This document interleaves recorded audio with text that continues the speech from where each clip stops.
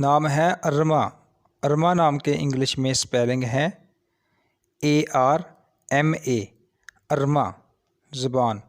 अरमा नाम तुर्किश ज़बान का लफ्ज़ है। जिन्स। अरमा नाम की जिन्स लड़की है। अरमा नाम लड़कियों का नाम रखा जाता है। मज़हब। अरमा नाम का मज़हब मुस्लिम है। अरमा नाम मुसलमान लड़कियों का नाम रखा जाता है। अरमा नाम का उर्दू में मतलब है मज़बूत, ताकतवर।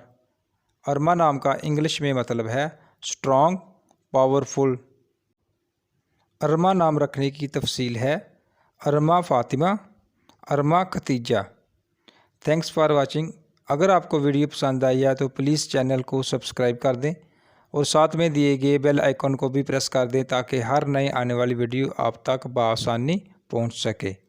शुक्रिया।